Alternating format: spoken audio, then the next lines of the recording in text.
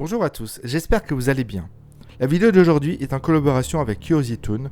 Je vous invite à découvrir sa chaîne. Il fait de très bonnes vidéos dans la même thématique que ma chaîne. Ça devrait vous plaire. Abonnez-vous vraiment à sa chaîne. Une ville peut-elle être maudite? Vous allez voir que dans cette ville, un nombre impressionnant d'incidents est arrivé. Une ville peut-elle être maudite? Autant de drames dans la ville où nous allons parler est assez impressionnant pour cette petite ville sans histoire. Nous arrivons aujourd'hui à Dryden, une petite ville du nord-est de New York, qui a connu une série de meurtres dans les années 80 et 90. Pendant 5 ans, la ville a été hantée par des accidents de voiture, des suicides et des homicides macabres qui ont secoué la communauté pendant plus de 2 décennies. Cette série brutale et mystérieuse a fait que cette ville a été surnommée le village maudit. Les événements tragiques et incroyables que les résidents ont vécus sont inimaginables. La question qui se pose est de savoir si les événements qui se sont produits en si peu de temps et dans une zone aussi restreinte sont dus à une malédiction ou simplement à une série de coïncidences. Les habitants eux-mêmes sont choqués et ne comprennent pas vraiment ce qui s'est passé. Nous ne pouvons que nous arrêter devant les faits. Alors, allons découvrir ce qui s'est réellement passé.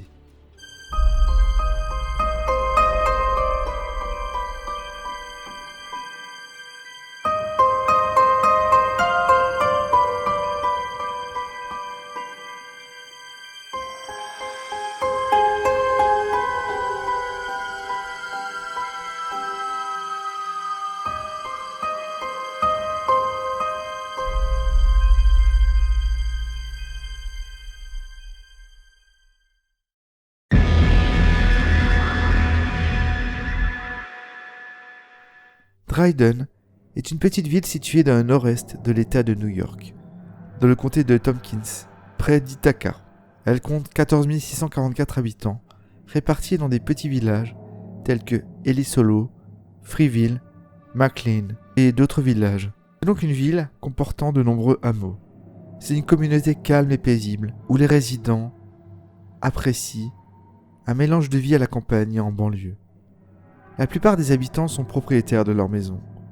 Dryden est également réputé pour ses parcs et sa forêt majestueuse, un véritable paradis pour les amoureux de la nature. De nombreux jeunes professionnels, universitaires, apprécient de vivre là pour la proximité de la ville, la tranquillité et la sécurité qu'ils y trouvent, non loin de New York. Dryden est considéré comme un endroit idéal pour élever ses enfants, car c'est une communauté paisible et sûre, à l'abri du tumulte de la grande ville. La plupart des habitants sont fiers de vivre dans une communauté conservatrice et qui jouissent d'un certain niveau de vie privilégié. Mais un premier drame va perturber la quiétude de la communauté. C'est juste avant Noël 1989, dans le hameau d'Ellis Hollow, une communauté pastorale composée de 150 familles, où les gens sont suffisamment proches pour voir les lumières de décoration de Noël de leurs voisins, mais suffisamment éloignés pour ne pas entendre un cri ou un coup de feu. C'est dans cette communauté chaleureuse que vit la famille Harris, considérée comme une famille parfaite. Warren Anthony Harris, dit Tony, est un directeur des ventes électroniques, âgé de 39 ans. Sa femme, Dolores, dite Dodie, a elle 41 ans, et possède une boutique d'artisanat, située à 50 mètres de la maison principale. Les Harris, une famille de 4, comprenant les parents, Tony et Dodie, et leurs enfants, Shelby, 15 ans, et Mark, 11 ans. Ils passent les jours qui précèdent Noël à emballer des cadeaux et à décorer leur spacieuse maison. Le 22 décembre 1989, la maison est déjà illuminée et attire le regard des voisins envieux. Cependant, cette journée, l'alarme incendie se déclenche chez les Harris. L'opératrice appelle la voiture de police qui patrouille dans le coin afin de vérifier ce qui se passe. Pour le policier, c'est une intervention routinière. La plupart du temps, les alarmes sont déclenchées par erreur. Il se dirige donc tranquillement vers la propriété des Harris, frappe à la porte mais personne ne répond. Il entre alors dans la maison, plongé dans un silence inquiétant. Le policier entre dans la maison et appelle, mais personne ne répond. Il remarque que tout est calme dans le salon, mais que la cuisine sent l'essence, et qu'un bidon a été jeté par terre. Il constate également que le fil du téléphone a été arraché, et commence à s'inquiéter. Il monte à l'étage, appelle encore une fois, mais toujours pas de réponse. Il ouvre la chambre parentale et se retrouve nez à nez avec un corps calciné. Le policier de patrouille est choqué et il appelle immédiatement le poste de police afin d'appeler des renforts. Les enquêteurs et les médecins légistes sont dépêchés sur place et ils retrouvent les 3 autres corps dans la pièce d'à côté, tous ligotés, massacrés et brûlés. Toute la famille Harris est là, morte, calcinée. Il s'agit vraisemblablement d'une tuerie de masse. Les enquêteurs, sous le choc, tentent de reconstituer les dernières 48 heures, dans l'espoir de retrouver rapidement le ou les meurtriers responsables du massacre. La police est partout et tente de limiter le périmètre afin de préserver la scène de crime. Mais que s'est-il passé? Pourquoi la tuerie a eu lieu? La rumeur se répand dans le petit hameau. C'est du jamais vu à Dryden. La peur s'installe et les habitants commencent à verrouiller leurs portes à double tour, à dormir avec la lumière allumée et certains envisagent même d'acquérir des armes. Les dirigeants communautaires organisent également des séances de conseil pour faire face au chagrin et à la peur, notamment chez les enfants. Personne ne comprend pourquoi cette charmante famille a été massacrée. Le capitaine Carl E. Shaver, du bureau d'investigation criminelle de la police d'État à Sydney, organise une conférence de presse pour parler de cette tragique affaire. Il déclare que le crime est horrible et confirme que le tueur est entré dans la maison des Harris entre 18 et 22 heures, avait débranché un fil téléphonique et a tiré sur toute la famille. Il n'y avait aucun signe d'entrée forcée. Le capitaine Shaver ajoute qu'une somme d'argent a été volée, mais que le vol n'est pas considéré comme le motif du crime. Il indique également que le tueur avait volé la camionnette des Harris et l'avait laissée sur le parking d'un centre commercial à quelques kilomètres de là. La police n'a pas encore élucidé comment le tueur a réussi à pénétrer la maison des Harris. Le capitaine Shaver, de peur de compromettre l'enquête, ne donne que des informations sommaires sur les meurtres et refuse de rendre public le rapport du médecin légiste sur les décès ou bien de spéculer sur ce qui a pu se passer avant que les Harris ne soient tués. Il faut attendre les résultats de l'enquête pour en savoir plus. Les médias font un grand battage autour du meurtre des Harris. Les journaux, la radio et la télévision en parlent tous, et le portrait des victimes est présent partout. Plus de 50 enquêteurs des forces de police locales, du FBI et de la police d'État travaillent sur l'affaire. Les investigations n'ont pourtant pas permis de retrouver des empreintes digitales ou des cheveux, mais des cartouches de balles de calibre 22 ont été retrouvées sur place. Les victimes ont été étouffées avec des oreillers et abattues à bout portant, avec une ou plusieurs balles avant d'être brûlées vives. Suite à cela, la maison a été nettoyée de fond en comble. La police se concentre alors sur cette piste et interroge des personnes de couleur dans la région, mais aucune piste sérieuse ne se présente. Les enquêteurs continuent à chercher des réponses et à collecter des témoignages. Mais le meurtre de la famille Harris reste pour l'instant un mystère non résolu. Les habitants de Dryden, quant à eux, vivent dans la peur et l'incertitude, espérant qu'un jour, la vérité sur cette tragédie fera surface. La police se concentre alors sur ces 2 suspects et effectue des recherches pour les retrouver. Des portraits robots sont largement diffusés dans la région, et des informations sur leur possible lieu de résidence et leurs mouvements sont recueillis. Les enquêteurs travaillent d'arrache-pied pour rassembler les preuves, pour établir un lien entre les suspects et les meurtres de la famille Harris. La pression est élevée pour résoudre cette enquête de manière rapide et efficace. La police se concentre alors maintenant sur la capture de Michael et Shirley Kinch, soupçonnés d'être les auteurs de ce cambriolage qui a mal tourné. Les 2 suspects sont bien connus dans la région, notamment à Ellis Hollow. Michael est un criminel connu pour ses vols à main armée, et sa mère, Shirley, est employée comme femme de ménage et réceptionniste dans un petit hôtel local. Les enquêteurs croient que c'est Michael qui a commis les meurtres, et qu'il a appelé sa mère pour nettoyer les preuves de son crime. La tragédie des Harris reste un mystère jamais résolu, laissant la communauté de Dryden avec plus de questions que de réponses. Les accusations contre Michael et sa mère Shirley n'ont jamais été prouvées, et les doutes subsistent quant aux véritables mobiles et aux véritables auteurs ayant commis le meurtre. L'enquête aura été marquée par des erreurs et des pressions pour trouver rapidement des coupables. Mais malheureusement, la vérité sur ce qui s'est passé cette nuit-là reste un mystère. La police et le FBI ont accusé Michael et Shirley Kinch d'être responsables du meurtre de la famille Harris, dans un cambriolage qui a mal tourné. Shirley a été condamnée à une peine allant de 18 à 44 ans de prison, en raison des preuves prétendument falsifiées. Mais en 1992, le ministère de la Justice américain a décidé d'enquêter sur les allégations de falsification des preuves par un officier de police. En conclusion, l'affaire du meurtre de la famille Harris reste un mystère.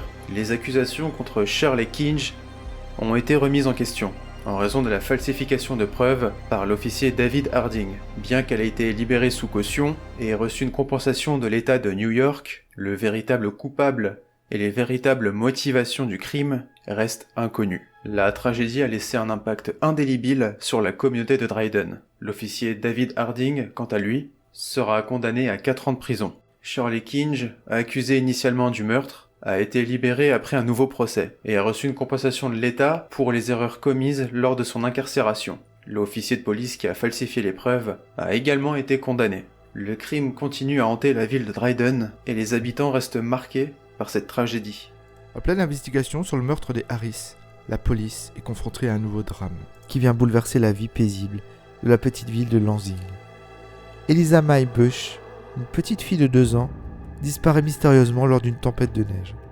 Les habitants se posent des questions sur ce qui a pu arriver et comment une telle chose peut encore arriver dans leur ville qui était autrefois tranquille. Christine Lane, une jeune mère de 24 ans, est comblée par sa petite fille Aliza, un bébé aux yeux bleus et aux mèches blondes. Depuis la naissance d'Eliza, Christine ne vit que pour sa fille et passe tout son temps avec elle. Ce jour-là, elle avait habillé Aliza d'une combinaison de neige rose pour une promenade en forêt avec le chien. Christine sort d'abord les sacs poubelles et laisse sa fille sur l'allée devant l'appartement. Elle ne détourne les yeux que pour 5 minutes, le temps de prendre les sacs dans la cuisine. Christine est choquée lorsque se rend compte qu'Aliza a soudainement disparu. Elle la cherche partout, dans son logement et autour de la maison en l'appelant, mais en vain. Aliza a disparu subitement et tragiquement, malgré qu'elle ait demandé à sa fille de l'attendre. Christine est désemparée. Il n'y a aucune trace de sa fille. Elle ne trouve que des mitaines roses de la combinaison jetées par terre. Elle appelle immédiatement la police en criant « Venez vite, ma petite fille a disparu. Retrouvez-la pour moi. » Les policiers arrivent rapidement, cherchent partout, mais ne trouvent rien. Ils interrogent les voisins, mais personne n'a vu la petite fille. C'est étrange. Un enfant de 2 ans ne peut pas aller bien loin. Pourtant, la mère est là, prostrée, fumant cigarette sur cigarette. Les enquêteurs sont perplexes. Ce n'est pas vraiment le comportement d'une mère qui vient de perdre son enfant dans une tempête. Elle semble calme et abattue, mais pas en état de choc. Malgré cela, les policiers continuent leur enquête, se posent des questions et s'interrogent sur les raisons du comportement de la mère. Peut-être qu'elle a peur de quelqu'un ou qu'elle protège quelqu'un. Les recherches sont menées avec diligence pour retrouver la fillette avant la tombée de la nuit. Les bénévoles, les voisins et les policiers organisent des battues dans la forêt, fouillent les bois environnants et sillonnent la région à bord d'hélicoptères. Malgré leurs efforts, ils ne trouvent aucune trace d'Aliza. Il est difficile de comprendre comment une enfant aussi petite a pu disparaître ainsi. Toutes les hypothèses sont envisagées, y compris l'enlèvement. Un appel à témoins est lancé sur les médias locaux pour obtenir des informations sur la disparition de la fillette. La police décide de soumettre Christine, la mère, Greg, le père, et Kevin, le petit ami de Christine, au test du détecteur de mensonges, après 4 jours de recherche infructueuse. Cependant, aucun des résultats ne révèle quoi que ce soit d'anormal. Le FBI rejoint l'enquête et une ligne téléphonique spéciale est ouverte pour recueillir des témoignages. Malgré de nombreux appels, aucune piste ne mène à la retrouvaille de la petite fille. L'affaire devient nationale et la rumeur d'une malédiction sur Dryden se répand dans les médias. En réceptionnant un colis contenant l'autre mitaine d'Aliza, Christine pense qu'il s'agit d'un kidnapping et que les ravisseurs cherchent à rentrer en contact avec elle.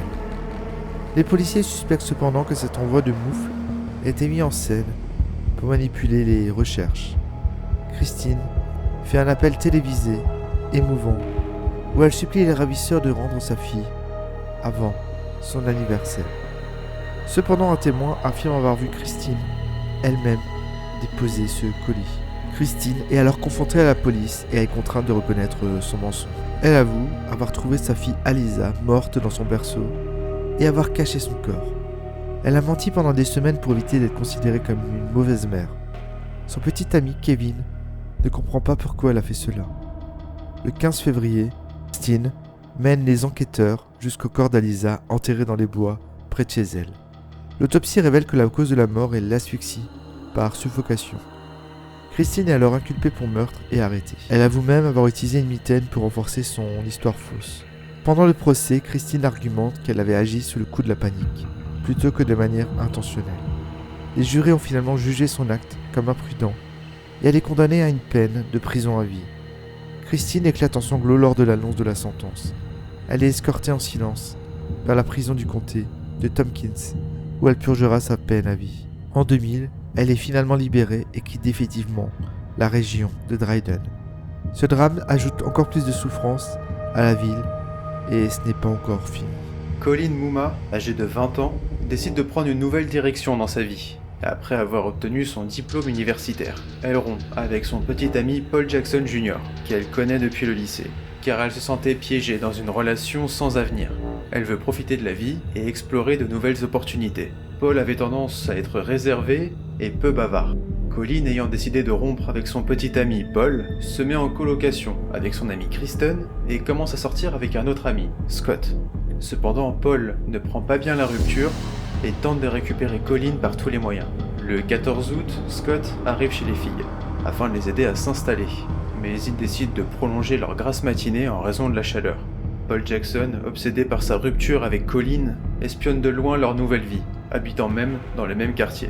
Il remarque l'arrivée de Scott, le nouveau petit ami de Colin, et devient fou de jalousie. Il saisit un couteau de cuisine et se précipite chez les filles. Il entre dans l'appartement non verrouillé et poignarde Scott, qui dormait sur le canapé, et le poignarde en plein cœur. Kristen, la colocataire de Colin, assiste à l'acte criminel. Paul la regarde avec des yeux pleins de haine durant un court instant et prend la fuite. Elle appelle Colin, toujours assoupi dans la chambre d'à côté, et téléphone au secours. Mais c'est trop tard, Scott est déjà mort.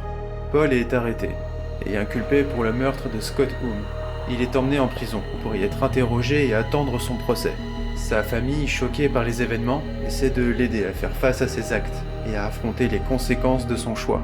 Le meurtre de Scott a bouleversé la vie de tous ceux qui y étaient liés et a laissé une marque indélébile dans la communauté de Dryden. Colin Mooma, la victime indirecte, apprend la condamnation de Paul Jackson Jr. Elle est soulagée que justice soit faite, mais elle restera marquée à vie par cette tragédie. Elle décide de quitter la ville pour tenter de tourner la page et de reprendre sa vie en main. Elle ne reviendra jamais à Dryden, où le souvenir de son ami Scott restera gravé à jamais dans sa mémoire. Paul Jackson est reconnu coupable d'homicide involontaire et est condamné à une peine de prison à perpétuité, avec une période de sûreté de 15 ans. Malgré une demande d'appel refusée, il doit purger sa peine dans la prison du comté de Tompkins.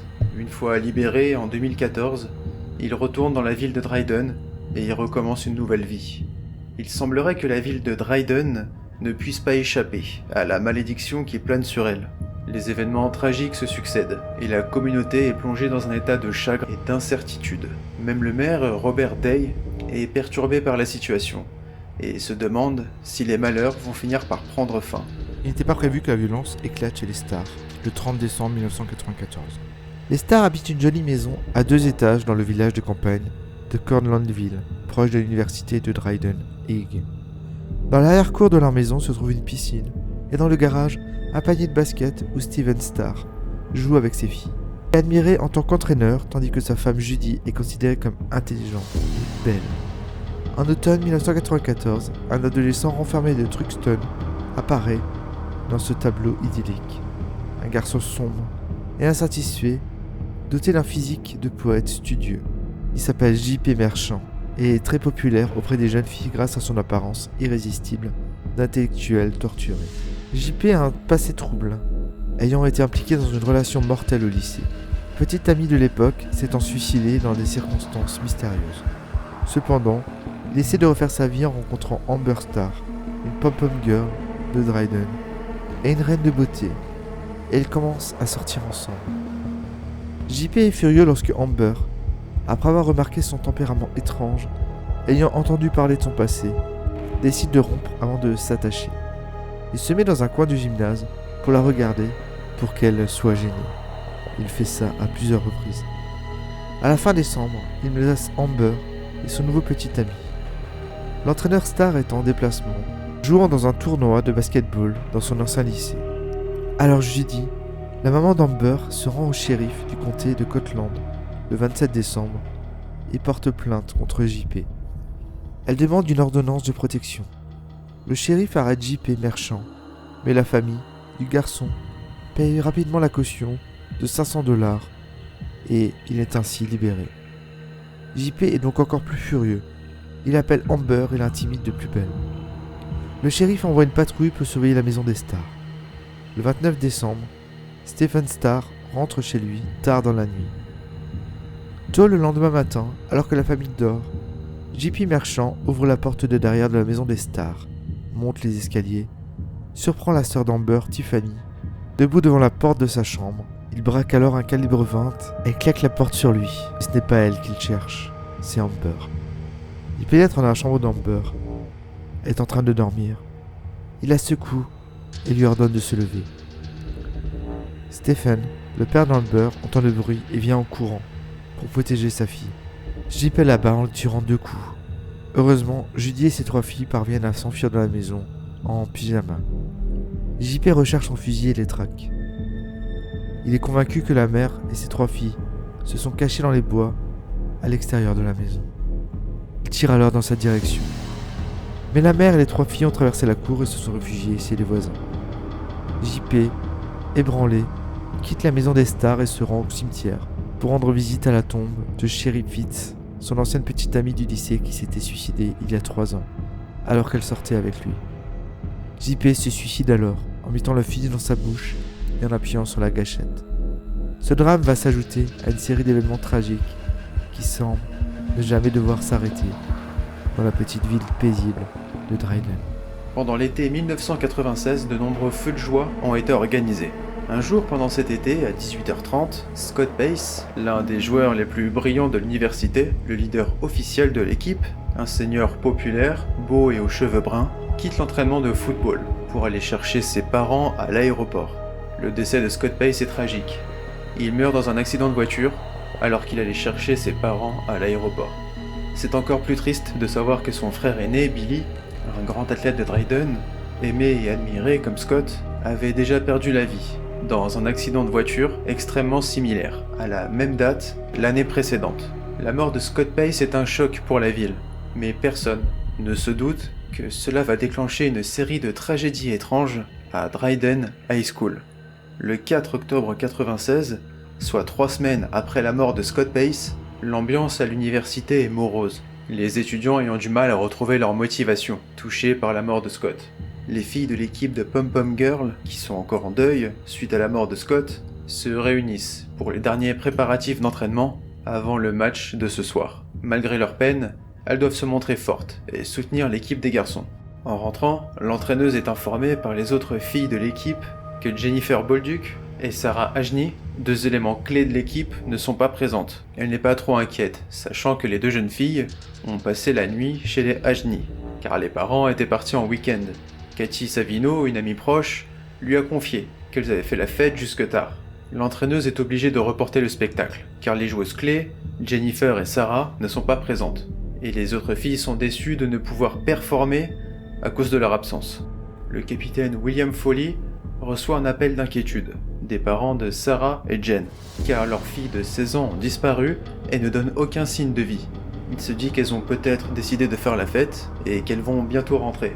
Il prend la déclaration des parents et envoie un enquêteur, Bean, sur place, pour une enquête de routine à la maison des Ajni. L'enquêteur Bean évalue la situation et s'aperçoit qu'il y a eu des traces de lutte dans la salle de bain. Il remarque que le miroir est brisé et que le rideau de douche a été arraché. Cela le pousse à mener une enquête plus approfondie. L'enquêteur Bean découvre une voiture abandonnée, une Chevy Lumina, dans un parking de la Cortland Line Company, situé à environ 11 km de la maison des Ajni. Il s'agit probablement de la voiture des propriétaires qui ont également disparu, et s'intéresse davantage à cette enquête, et explore d'autres pistes. Rien n'a été retrouvé dans la voiture, malgré des traces de sang au niveau du coffre. On lance alors un avis de recherche, et leurs portraits sont placardés en ville. L'enquêteur Gary Gerlinger, de la police d'État, a la mission d'interroger les voisins des Ajni. Les premiers voisins interrogés sont John et Patricia Andrews, avec leur fils de 6 ans Nicholas. Depuis une chambre à l'étage, on peut voir la salle de bain des Ajni. Gary remarque le comportement de John Andrews, le papa de 30 ans. L'individu est étrange, il ne répond pas vraiment aux questions, et ne semble pas être au courant de ce qui se passe dans le quartier. L'inspecteur Gallinger fait alors des recherches sur Andrews, et découvre des détails troublants. Quand il était dans l'Air Force, dans sa base allemande, il a à 2 reprises enfilé un masque de ski et des gants, et a attaqué violemment des jeunes filles blondes du voisinage. Il a été reconnu coupable de la seconde agression, et a été viré de l'armée. John, de retour à la maison, devient vite obsédé par la belle Sarah Ajni, la jolie blonde de 16 ans, et va les pieds par la fenêtre. L'équipe des Pom Pom Girls commence à entrer dans la paranoïa. Elle pense que ceux qui ont kidnappé leurs amis visent toutes les Pom Pom Girls de la ville. La psychose est générale. Les médias en rajoutent, et toute la ville de Dryden se sent stigmatisée. Et les recherches se poursuivent. Il y a 4 suspects. Le voisin d'Eoni, John Andrews, premier suspect, et 3 autres. Le dimanche 6 octobre, vers 22h, un appel arrive au poste de police. Il s'agit d'Anne Exelbens. Anne a découvert quelque chose d'étrange dans son chalet de montagne, et en informe immédiatement les autorités. Elle explique aux enquêteurs qu'elle et son fiancé, Bruno Couture, sont propriétaires d'un chalet à Owasco Lake. Vendredi dernier, un de leurs amis, Marcus Etcher, y était allé pour passer le week-end. Mais à son arrivée, il a remarqué une énorme flaque de sang au sol. Les officiers de Cortland se rendent immédiatement au chalet et découvrent, avec horreur, des taches de sang partout. Et partout dans le chalet, des membres éparpillés. Jen et Sarah ont été massacrées là, à 50 km de chez elles. Les enquêteurs demandent à Anne si elle connaît les 2 filles, et Anne explique que son frère habite juste à côté d'elle, et qu'il s'appelle John Andrews. La police arrête John Andrews à son travail le 7 octobre. En garde à vue, il a rapidement tout avoué. Andrews raconte que 3 jours plus tôt, le jour où les filles ne sont pas venues au match de football, il les avait empêchées.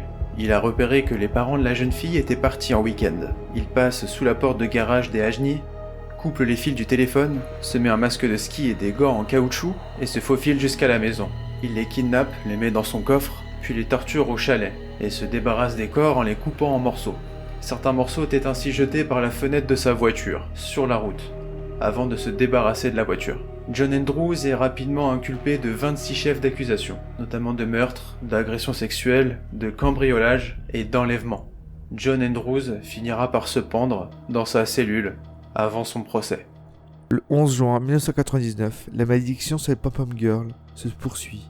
Quand une camarade de classe des 2 victimes, Jen et Sarah, Katie Sorvino, âgée alors de 19 ans, décède à son tour dans un accident de voiture.